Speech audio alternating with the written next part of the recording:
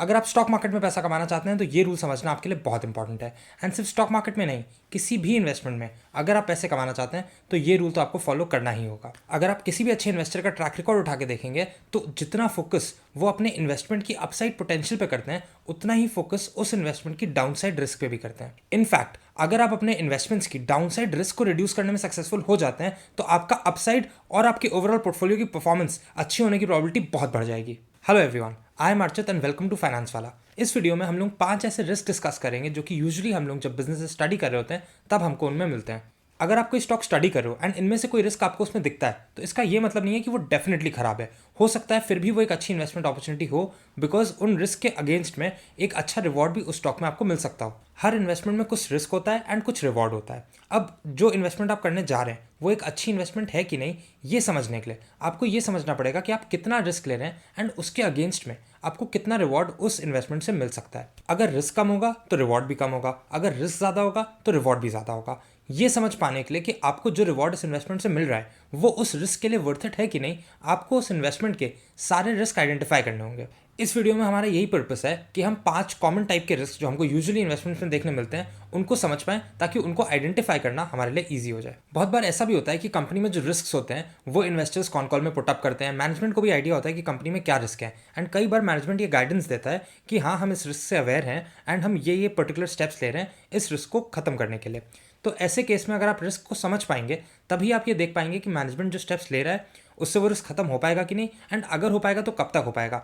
And invest करने के बाद उस प्रोसेस में आप ये ट्रैक भी कर पाएंगे कि मैनेजमेंट एक्टिवली वो कर रहा है या नहीं एंड उसके रिजल्ट्स आ रहे हैं कि नहीं। फर्स्ट रिस्क है क्लाइंट रिस्क। किसी भी कंपनी के लिए एक स्टेबल क्लाइंट बेस बहुत ज़्यादा इंपॉर्टेंट है। अगर किसी भी कंपनी के 50% से ज़्यादा रेवेन्यूज सिंगल क्लाइंट से आ रहे हैं तो ये एक मेजर रिस्क हो सकता है। ऐसे सिनेरियो में कंपनी के पास ज़्यादा प्राइसिंग पावर भी नहीं होती है एंड फॉर एनी रीजन अगर जस्ट इन केस उस क्लाइंट से काम बंद हो गया तो फिर ये बहुत बड़ा रिस्क हो जाता है। इसको यूजुअली हम लोग क्लाइंट कंसंट्रेशन रिस्क बोलते हैं। सेकंड रिस्क है वैल्यूएशन रिस्क। स्टॉक मार्केट में आपके लिए ये समझना बहुत इंपॉर्टेंट है कि आप अच्छी कंपनी में इन्वेस्ट करके भी पैसे लूज कर सकते हैं अगर आपने उस कंपनी को अनरीजनेबल वैल्यूएशन पे बाय कर लिया।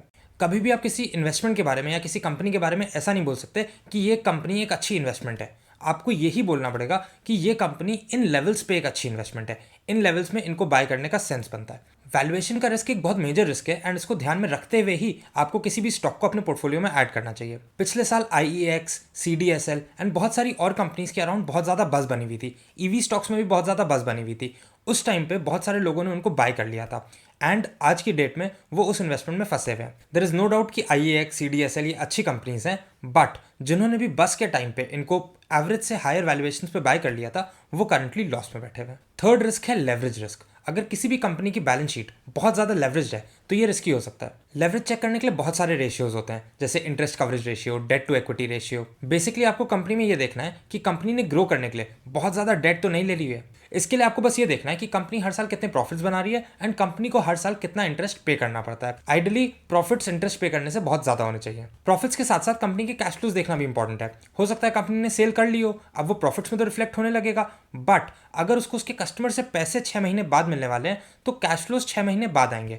बट बैंक तो वेट करेगा नहीं, उसको तो जिस दिन इंटरेस्ट ड्यू है उस दिन चाहिए। अगर लिक्विडिटी क्रंच की वजह से आपके पास कैश नहीं है और आप बैंक का ड्यू नहीं पे कर पाए तो ये रिस्क भी होता है। तो इसलिए प्रॉफिट्स के साथ साथ कैश फ्लो देखना भी उतना ही इंपॉर्टेंट है। अगर आप स्टॉक मार्केट में इन्वेस्ट करते हैं तो एक और बहुत बड़ा रिस्क है इस चैनल को सब्सक्राइब ना करना। अगर आपको स्टॉक मार्केट में, बिजनेस केस स्टडीज में एंड मनी मैनेजमेंट में इंटरेस्ट है तो इस चैनल को जरूर सब्सक्राइब कर देना। एल्गोरिथम हमारे एफर्ट्स को रिवॉर्ड भी कर देगा एंड आपको अपनी लाइकिंग के वीडियोस भी मिलते रहेंगे। फोर्थ रिस्क है मैनेजमेंट रिस्क। अगर आप किसी भी स्टॉक में इन्वेस्ट कर रहे हो तो वो किसी कंपनी के साथ पार्टनर करने के बराबर है। अगर आप किसी के साथ पार्टनरशिप में जा रहे हो एंड आपका पार्टनर आपसे झूठ बोल रहा है तो फिर आप पैसे तो कभी कमा ही नहीं सकते। स्टॉक मार्केट में कंपनीज के day to day operations management handle करता है। अगर मैनेजमेंट ही चीटिंग कर रहा है, मैनेजमेंट ही आपसे झूठ बोल रहा है तो फिर कोई भी इन्वेस्टर किसी भी हाल में पैसे तो कमा ही नहीं सकता। तो सबसे पहला और सबसे मेजर रेड फ्लैग तो ये है कि मैनेजमेंट चीटिंग तो नहीं कर रहा है। इसके अलावा भी और भी टाइप के मैनेजमेंट रिस्क होते हैं। मैनेजमेंट का एक और रिस्क कि मैनेजमेंट कॉम्पिटेंट ही नहीं है। अगर किसी के इंटेंशंस अच्छे हैं बट उनके पास वो कैपेसिटी ही नहीं है, वो स्किल्स ही नहीं है जो वो जॉब एग्जीक्यूट करने के लिए नेसेसरी हैं, तो फिर तो वो एग्जीक्यूट चाह के भी नहीं कर पाएंगे। एंड मैनेजमेंट रिस्क में ही एक थर्ड टाइप का रिस्क ये भी होता है कि मैनेजमेंट को अब मनी नहीं है। लेट्स सपोज कोई कंपनी 100 रुपीज़ की थी, अब मैनेजमेंट उसको ग्रो करके 5x कर चुका है, 500 रुपीज़ पे आ चुका है, बट अब उनमें ग्रो करने की वो एनर्जी नहीं है, वो चाह नहीं है, वो फोकस ही नहीं है कि अब वो इस बिजनेस को इस लेवल से 5x और ले जाए। अगर आप किसी भी कंपनी को पिक करेंगे, जैसे एशियन पेंट्स हो गया या फिर बजाज फाइनेंस हो गया, ये कंपनीज 100x से ज़्यादा ग्रो कर चुकी हैं, बट आज भी अगर आप कॉन कॉल में मैनेजमेंट से बात करेंगे, उनकी बात करने का स्टाइल देखेंगे, तो फिर आप देखेंगे कि आज भी उनमें ग्रो करने की उतनी ही भूख है जितनी 5 साल 10 साल पहले थी। तो ग्रो करने का हंगर बहुत ज़्यादा इंपॉर्टेंट है। फिफ्थ रिस्क है प्रोडक्ट रिस्क। ये रिस्क यूजुअली लोग मिस आउट कर जाते हैं बिकॉज ज़्यादातर फोकस इनिशियली सेल्स ग्रोथ पे, प्रॉफिट ग्रोथ पे ही रहता है।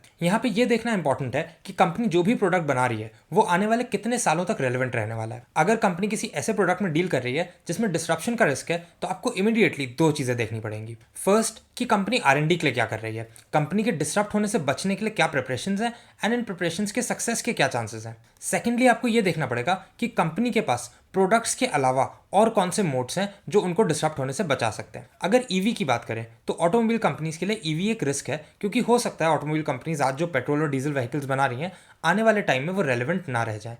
बट इन कंपनीज के पास अपने प्रोडक्ट के अलावा डिस्ट्रीब्यूशन का, सर्विस सेंटर्स का एक बहुत स्ट्रॉन्ग मोट है। अगर कोई भी नई ईवी कंपनी आती है जो कि एक बहुत ही अच्छा ईवी लॉन्च भी कर देती है, तो प्रोडक्ट के बाद उनको डिस्ट्रीब्यूशन एंड सर्विस सेंटर वाली चीज़ फिर भी क्रैक करनी पड़ेगी। जबकि for a company like Honda और टाटा मोटर्स, प्रोडक्ट के अलावा उनका जो डिस्ट्रीब्यूशन नेटवर्क है, उनका जो सर्विस सेंटर्स का नेटवर्क है, उनका जो ब्रांड वैल्यू उन्होंने डेवलप करी है, जो इंडस्ट्री एक्सपीरियंस उनके पास है, ये सारी चीज़ें उनको उनके प्रोडक्ट के अलावा भी एक स्ट्रॉन्ग मोड दे देती हैं। अब उनको सिर्फ एक अच्छा ईवी प्रोडक्ट बनाना है, बाकी चीज़ें उनकी फिगर आउट है। तो इस वीडियो में हम लोग ने 5 रिस्क डिस्कस किए: client risk, valuation risk, leverage risk, management risk और प्रोडक्ट रिस्क। इसके अलावा और कौन से रिस्क हैं जो आपको यूजुअली स्टॉक्स में देखने मिलते हैं? Let us know in the comments below. I hope ये वीडियो आपको स्टॉक्स में रिस्क आइडेंटिफाई करने में हेल्प करेगा एंड आपको रिस्की स्टॉक्स में इन्वेस्ट करने से बचाएगा भी। अगर वीडियो अच्छा लगा हो तो चैनल को सब्सक्राइब जरूर कर देना and I will see you again very soon. Take care, bye bye.